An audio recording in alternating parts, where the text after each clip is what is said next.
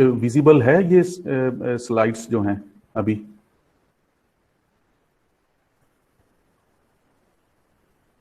अभी ये slides visible हैं? और एक्चुअली कई बार होती हैं विजिबल, कई बार नहीं होती हैं, बिकॉज इंटरनेट की प्रॉब्लम है। हाँ तो नहीं, कुछ जगह बिल्कुल नहीं होती कई बच्चों को। हाँ नहीं, वो मैंने रिकॉर्ड वाला कर दिया है, लेकिन ये अभी दिख रही है अभी स्लाइड? जी सर, अभी दिख रही है। हाँ ठीक है, ठीक है। So as I said that just by using this Fourier series we can expand any function, periodic function, into a set of cosine and sine terms. Of course we have a DC component also. So if you're talking about the sine component, for example, so this one fundamental component, so it means that this function which was periodic in nature can be decomposed into, let's say, a set of sine functions, which are the basis functions for Fourier analysis. So n can range from 1 to infinity, let's say. But in this case, I am going to show you n equal to 1, which is a fundamental component, n equal to 3, which is a third harmonic component, and n equal to 5, which is the fifth harmonic component, and so on. So that particular, एक बार और देखता हूं,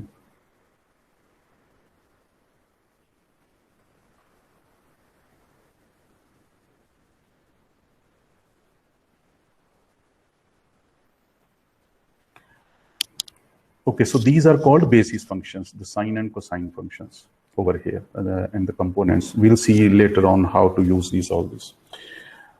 So now the expression for a Fourier series for that particular periodic wave which we saw in the first slide is a sum of all these: a DC component, all the cosine components ranging from frequency component 1 till n, maximum n can also range up till infinity. So n is the total number of harmonic components. And then the sine components ranging from n equal to 1 from fundamental, n equal to 1 is a fundamental component, till the capital N. And then we sum all these up to get a final wave. We can reconstruct the final wave after calculating all these and then summing them all up to find out and get a reconstructed signal. We'll see later on. So you have to remember this expression over here. And we know that omega naught t is just a frequency, the angular frequency. We can rewrite this expression into this form of expression, which says the DC component, which is C0, which is equal to A0, plus a summation of cosine components. And Cn is now the coefficient for cosine components. We do not have Bn now, which was the coefficient for sine components, because now the summation of sine and cosine is now represented like this. We have a phase angle over here, phase difference over here. So we can convert sines into cosines and vice versa just by adding or subtracting the phase angles. So this is the second form of Fourier series. So both are same, but the only thing is way of representing is different. Okay, now as I said earlier, if we now use this format now, so this is the fundamental component, which is C1, having fundamental component having a coefficient of C1, and we know that coefficient, as I said earlier in earlier classes, that the coefficient of C1, for example, is the magnitude of that particular component. If n is equal to 2, or let's say n equal to k, then we have a amplitude of Ck for that particular component.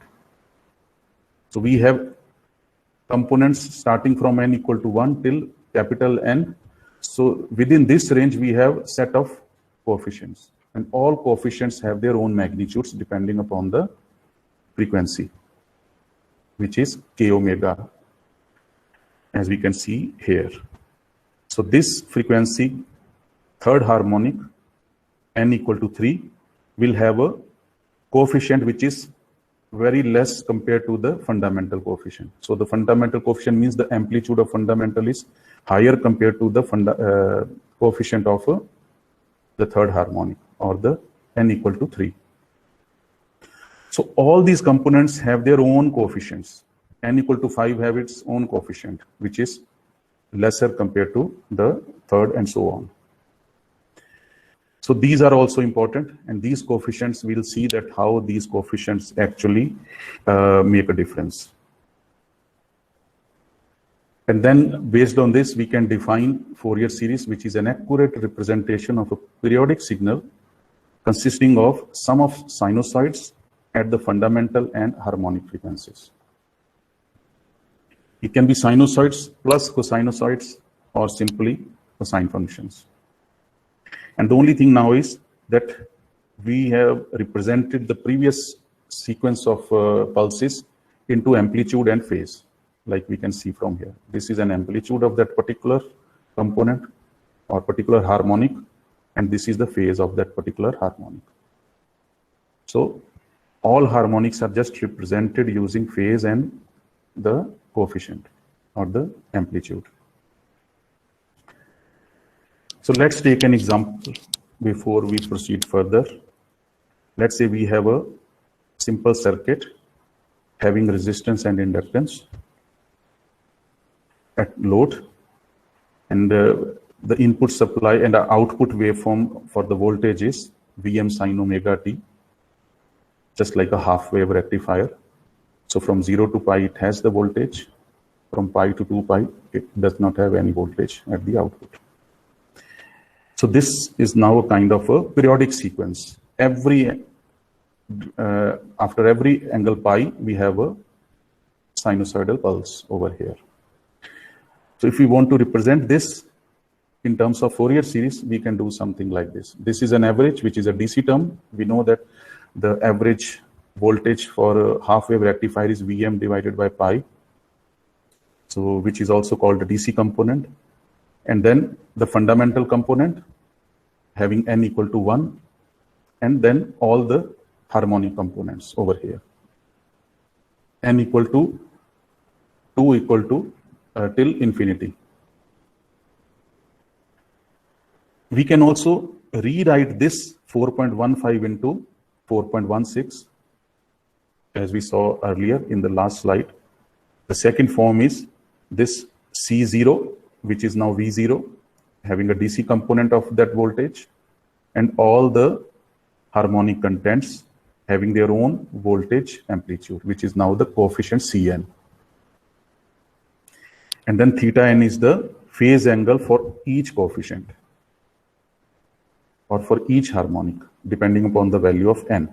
If n is 2 omega naught t plus theta 2, and this is V2 is the amplitude for that particular harmonic, and so on. So now we have represented this half wave output into a set of Fourier series. Now, if we want to model it electrically before proceeding further, so let's say this is the voltage, this is the load, and if we want to represent this model into another model which is similar, both of these models are equivalent to each other, but way of representation is now different. So what's the difference now? Now this is an instantaneous voltage, and now we need to break this instantaneous voltage of the rectifier into a set of Fourier components. This is the DC component over here. We calculated using Vm by pi. So this is the DC component. This is the fundamental component, V1 cos omega naught t plus phi 1, theta 1, which is fundamental component. Now this is the second harmonic component, and so on. So we have decomposed this signal, periodic signal, which is sinusoidal, we saw that Vm sin omega t, into a set of harmonic components plus the DC component. So from here you can easily say that, okay, both the models are equivalent. So this shows equivalence of a instantaneous voltage signal at the output. Okay, so now decomposing all these into individual circuits. So this is the DC term now. Individually now we are,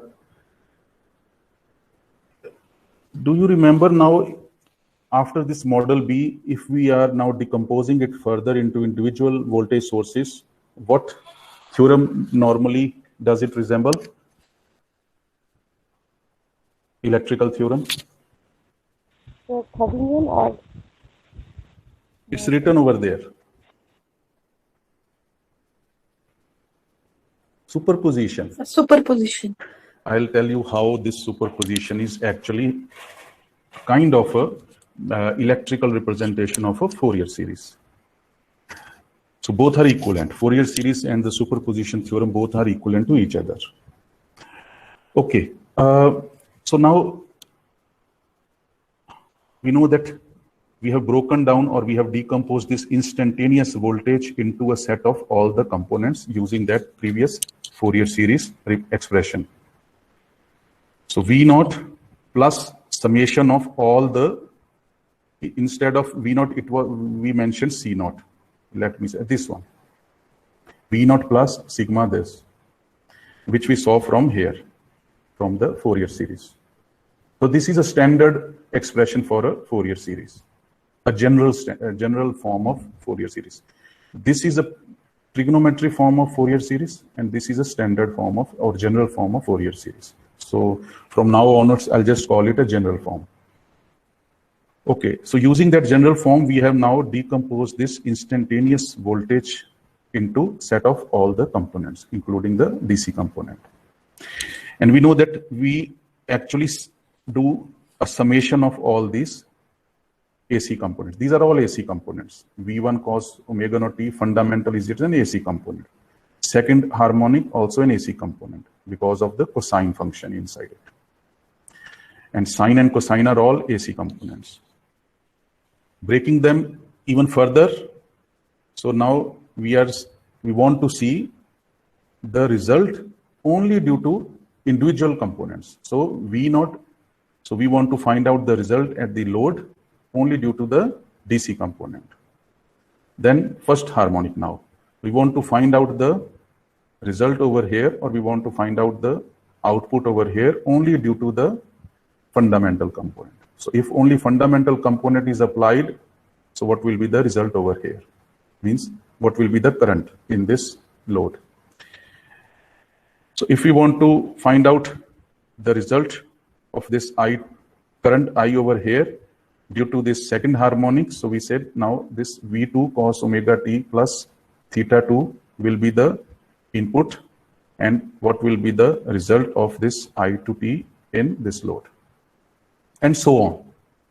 So individually now we find out the results of these currents at the output, at the load. We can easily do that. Due to this source over here, which is the first harmonic, we can easily find out the current over here. And now doing this, next step is we can transform this into a frequency domain. So now we transform this V1 cos omega t plus theta into a frequency domain, which is a kind of a phasor form or a polar form. That is one option. So it shows the magnitude, which is the coefficient, and this shows the phase. That's the only thing. When we do a Bode plot, you are interested in plotting the magnitude, which is amplitude in this case, and the phase. So two parameters. So we have now transformed this circuit, which was the original circuit, instantaneous voltage and instantaneous current, into model B. And then this model B is broken down even further. So just to find out the response at this load or response of this current to each and every harmonic. And after that, we have converted that time domain voltage signal, this one, into a frequency domain voltage signal, which only shows the magnitude and the phase. And then we calculate the current over here. So we keep on calculating the current due to each and every voltage component or each and every harmonic component. So we keep on finding this current over here in frequency domain, and then we can convert it back into time domain to find out the resultant over here, this one. So find out the current in individual circuit triggered by the individual harmonic, and then sum all these responses and then add it to the DC component, we get the equivalent of the instantaneous current. So that is normally used in Fourier series. We'll see that. So it means this superposition theorem can easily be applied to find out the response of this circuit, RL circuit, to each and every harmonic content till infinity, n equal to 1 till infinity. And Fourier series also does the same thing.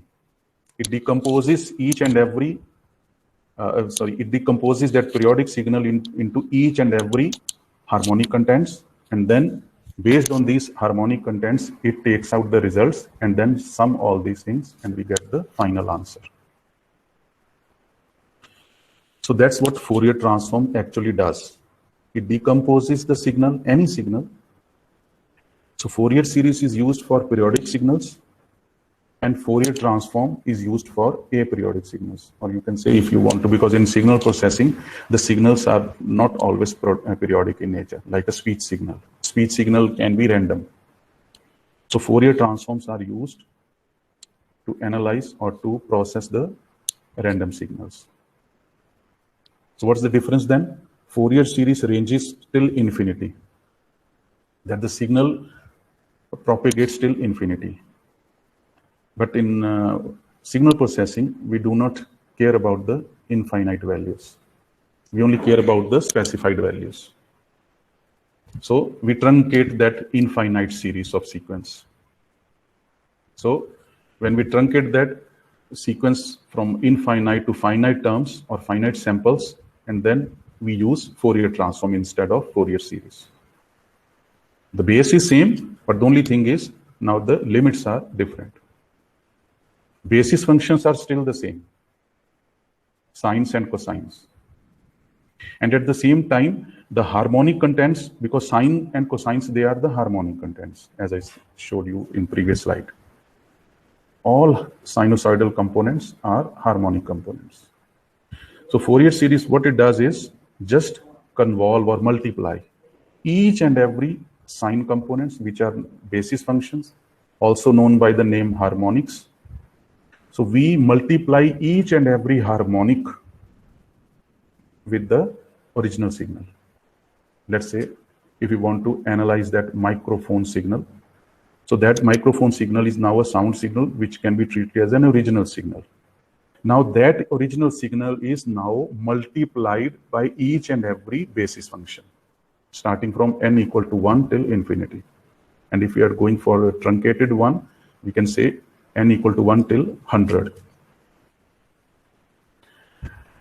So all 100 harmonics are now multiplied with that original signal and then superimposed to find out the final answer. Each individual, like this one. So here I am showing only first 3 harmonics, DC, first harmonic, which is fundamental, second, and then nth harmonic. So you can say that this is the microphone. Let's say RL is a microphone. So we want to analyze the microphone signal over here. So we take the response of this each and every DC component or harmonic component individually to this microphone signal and then sum all these things up to find out the final answer. You can see from here. So this is the current in this circuit due to the fundamental component. So the current in this circuit, let's say this is a microphone. So the current in microphone due to first harmonic, because first harmonic is now a kind of a excitation given to the microphone. So due to this first harmonic, what is the current flowing in the microphone? Larger the current, larger will be the sound, or high will be the loudness of sound. Smaller the current, lesser value of current. So you can say attenuated is the output at the microphone. So loudness of a signal is related to current actually. You know that electrically all voltages, whatever we do at the signal level inside the electronic circuits, it's always current and voltage and impedance. Microphone has some impedance. And then if we speak loud, more current will flow. If we speak less, less current will flow. And if we apply larger voltage, more current will flow and larger will be the loudness at the microphone. But in signal processing, we don't deal with voltages and currents most often. We do not do that. But inside that, when we do the harmonic content, harmonic analysis, and actually when we design the circuits for microphone, we have to go into that level at the electrical quantity level. We have to do that. But in academics, we just deal with different subjects differently. So in signal processing, we don't do that. But if you want to design a microphone, then you have to deal with both the things, electrical as well as signal processing. So this is a first harmonic in our sound signal, let's say. And our sound signal has some voltage, which is V1, the fundamental component, and some phase difference, which is theta 1. Now, which is energizing the microphone, which is denoted by R and L. It has some resistance, it has some inductance. And we need to calculate the current to find out the loudness. So the current driven by the fundamental component is this. The current driven by the nth harmonic is this. And then we superimpose all these. Superimpose means sum all these things up and get the final answer over here. So this is what is Fourier series or Fourier transform. This is just to give you a very basic idea. Later on, after this, I'll go into the mathematics as well as the signal processing domain also I will dive into over here. But before that, I think I'll just explain you more like this one. So if you say that this is a fundamental component of a sinusoidal, and this is 3f, 3 times the frequency of the fundamental, so third harmonic over here. If you superimpose these two together, we get this, a distorted sine wave. And if you superimpose the fifth harmonic also on this, so it means on the fundamental, now we have superimposed third as well as fifth, so we get this one now. And if we superimpose the seventh harmonic, we'll get another shape of square wave, and so on. So this is a graphical representation of this electrical representation. This is DC term, this is fundamental, which was shown with the pure sine wave over here, superimposed third harmonic, which is in this case second. So we superimpose this, means we sum this. Mathematically, superimpose means summation, you know that. So both ways you can represent this Fourier series. Electrically, as I showed earlier, graphically, and now mathematically we will see later on. Okay, so this is just one thing I think I need to show you before I go into discrete Fourier transforms. This is a function, let's say this is the original signal having these sample values, 160 and all these sample values over here. So we have 6 samples. And this is some signal gx which is having a sample value of 180. Now in this case we want to find an output which shows the correlation between fx and gx. So correlation is defined in this case as if fx is lower than gx, when we compare these two, if fx is lower than gx, then output should be 0, otherwise the output is 1. So in this case fx is less than 0, so we have 0 at the output. Here also it keeps on comparing, and at this sample when it correlates, it says now it's not less, it is equal, so we have 1, because it says only for less it should be 0, otherwise it is 1. So then this one also 0. So why I'm showing this? Just to give you more insight into Fourier transforms or Fourier series. So Fourier transform also does the same thing, but only the thing over here is that gx is only the basis functions, sines and cosines only. That's the only difference. Gx is always sine and cosine, nothing else. So that was the main contribution of Fourier, that it says, he said at that time, that any function decomposed into sines and cosines, and then each sine and cosine component correlated with the original signal to give us the individual sum or individual response, and then all the individual responses are summed together to give us the final output, just like superposition theorem. But convolution says that fx gets correlated with gx to give us the output. So there is no restriction at gx when we do convolution or correlation. It can be anything over here. Gx can be anything. So here actually we are convolving fx with gx and getting the output over here. So this is called convolution. But if this convolution is restricted only to sines and cosines, it is now called a Fourier transform. ये मैं अभी आपको सिर्फ वो बता रहा हूँ जो एक intuition, that you need to clear your intuition that what is Fourier. Simply convolution, but convolution only with sines and cosines. And then later on you can decide whether to go for sines or cosines or both.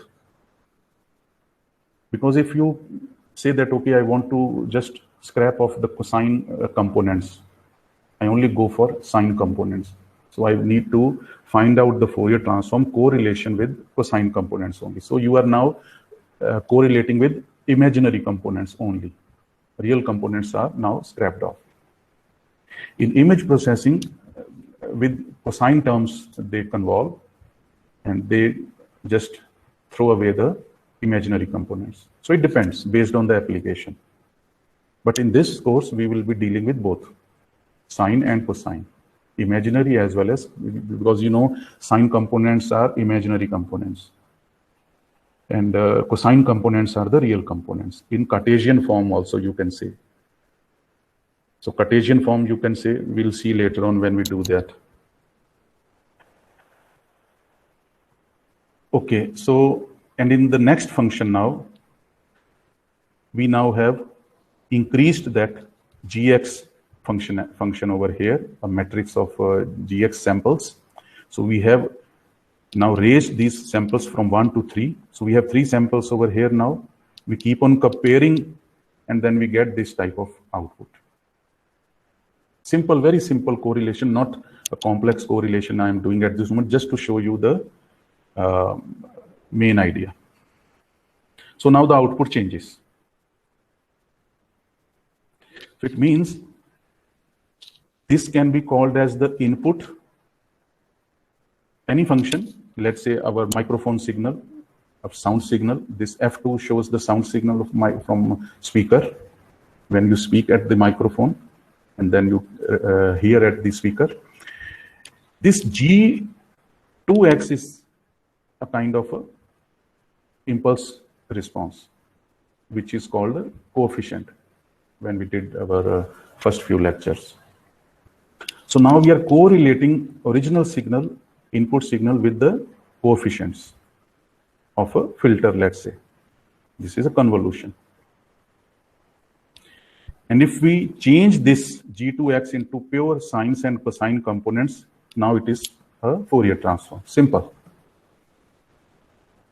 So convolution is also same concept, but random impulse response.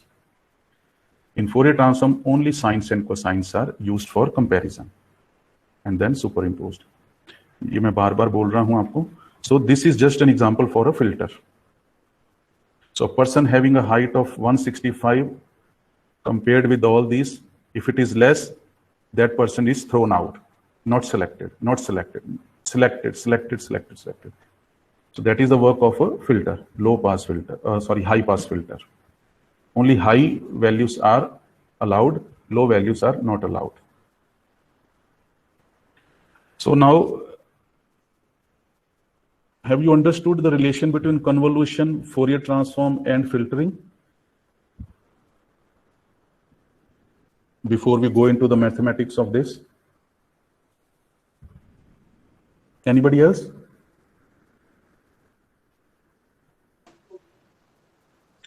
Yes, sir.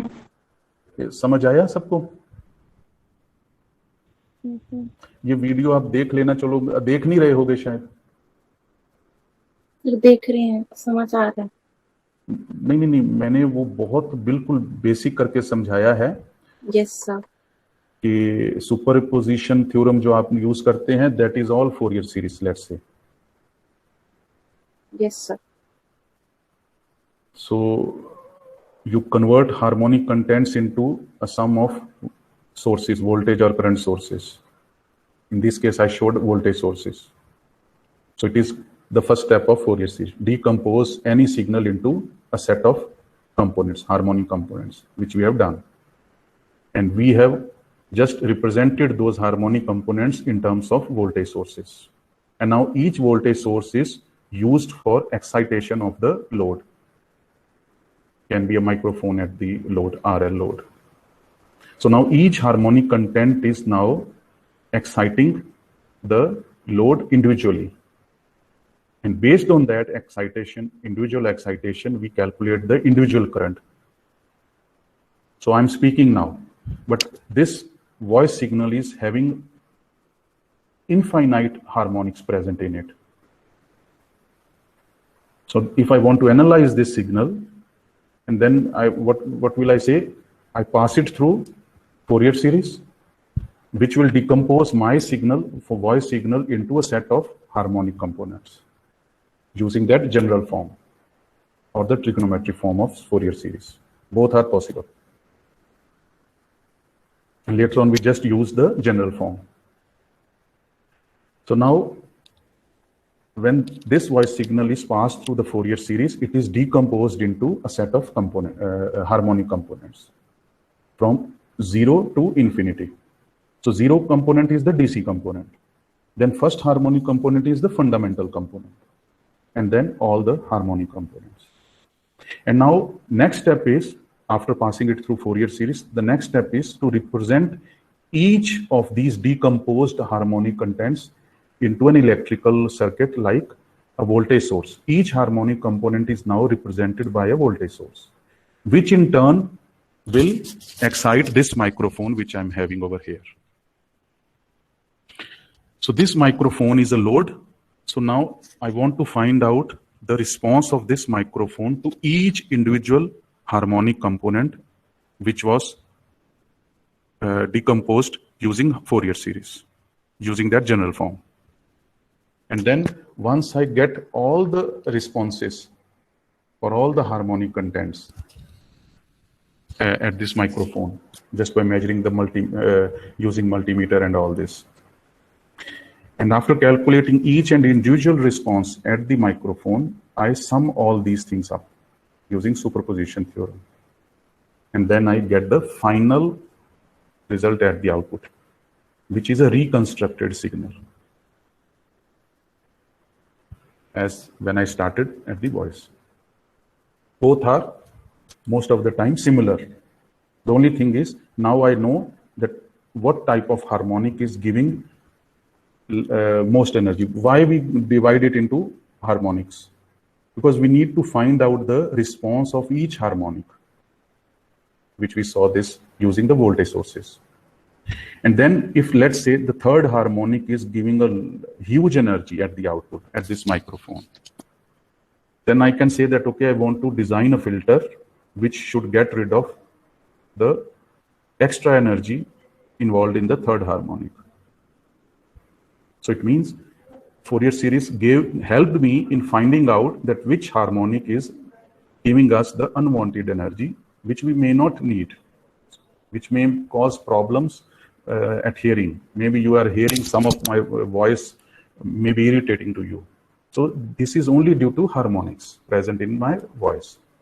And some of the harmonics in somebody's voice are irritating. So maybe some of my harmonics are irritating in nature. So I want to pass it through Fourier series, decompose into harmonics, get response due to each harmonic, and then find out what value of current each harmonic is having.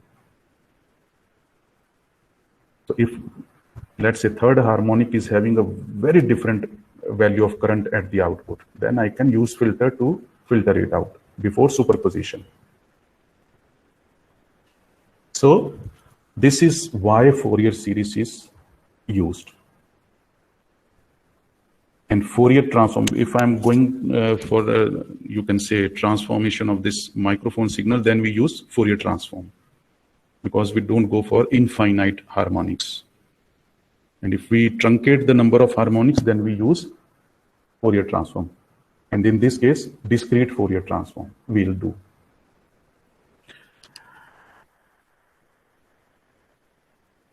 So why it is useful? This is one last slide for today.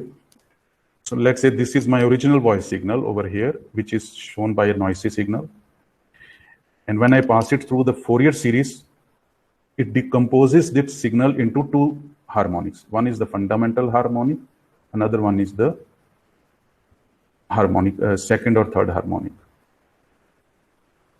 So this noisy signal, when it is passed through the Fourier series using that general form, it decomposes that signal into this one using that general form.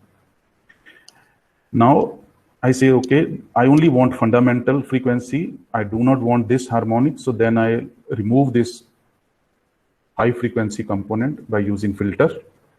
And then I get a reconstructed signal, which I actually want. So in my voice signal, maybe one harmonic is quite irritating to hear. So I will get rid of that harmonic using filter. So that's the main concept or main idea behind Fourier series or Fourier transform, that it helps us in giving us the energy involved in each harmonic so that we can get rid of the unwanted harmonics. So we'll start with the detailed mathematics after this, but not in this class, next class. This is just to show you that this is simple sinusoidal signal denoted by mathematically by this expression, 5 sine omega t. Omega is 2 pi 4.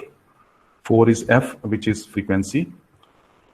And this is the amplitude, which I showed in the previous slide, Vm sine omega t. So this is the maximum value of the amplitude, which is 5 over here. So we can convert this into a polar form, which is a phasor form, amplitude 5, and omega is the angle. This is when we discretize it with the sampling rate of 256, we get these samples.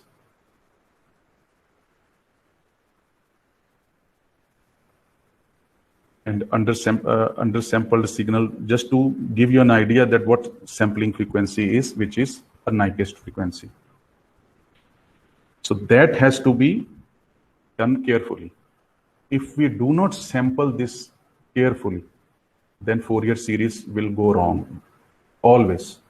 Fourier transform will go wrong, always. So first condition is to sample it according to the Nyquist frequency or oversampled frequency. Not undersampled, never. Otherwise, Fourier series will not work. It will not give us the right answer. So next time we will start with Fourier transform, and then in Fourier transform we'll start with continuous, and then we go into the details of discrete Fourier transform. Very simple. You will see that it is very, very simple. Discrete Fourier transform as well as fast Fourier transform, both are very simple. You will see that. Okay, so have you understood the intuition which I provided you? This is just the intuition which I tried to give you, that what convolution is. It is, and both are Fourier transform and convolution, both are related to each other. The only thing is Fourier transform deals with sines and cosines only.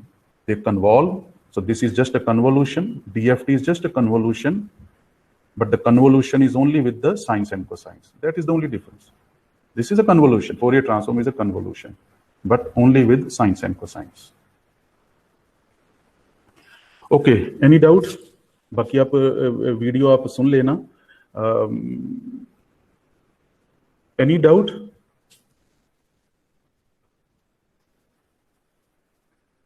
No sir. Sir आप ना आज ही video कर देना please share. हाँ, ये क्या कई बार आपको क्या स्लो की वजह से सुनता नहीं है? सर कई बार ऑडियो में दिक्कत आती है और स्लाइड जो है ना एक जगह स्टक हो जाती है ड्यू टू नेटवर्क की वजह से, और ऑडियो कई बार बिल्कुल बंद हो जाएगी. सिर्फ वो कनेक्शन नहीं बन पाता, फिर थोड़ा बीच में हो जाता है ना. अच्छा, ठीक है. तो मैंने अभी वो सिर्फ इंट्यूशन का कॉन्सेप्ट ही समझाया है. आप थोड़ा सा इसको समझो. Very simple. डीएफटी भी आप देखोगे बहुत सिंपल है, एफएफटी भी बहुत सिंपल है, हर चीज सिंपल है. बस थोड़ा सा उसको सिंप्लीफाई करना है समझने में और समझाने में. समझने में आपको सिंप्लीफाई करना है. Otherwise you will say oh signal processing very simple, not at all difficult. Okay, so Wednesday को हम डीएफटी शुरू करेंगे एंड देन एफएफटी. सर ये आज ही अपलोड करता हूं अभी. हाँ जी बोलो. सर ये डीएफटी एफएफटी पे एग्जाम्स में सिर्फ न्यूमेरिकल्स आएंगे या फिर थ्योरी का आएगा, कुछ डेरिवेशन या कुछ ऐसा आएगा? मुझे लगता है कि शायद रिटर्न वाला पेपर भी हो, कुछ जैसे 10 to 15 मार्क्स कुछ रिटर्न होगा जो आपको करना होगा और स्कैन करके भेजना होगा, जो मेरे को लग रहा है. तो सर इसमें न्यूमेरिकल्स आएंगे हमें एग्जाम में, या हमें उसके साथ न्यूमेरिकल्स के साथ डेरिवेशन वगैरह भी आएगी?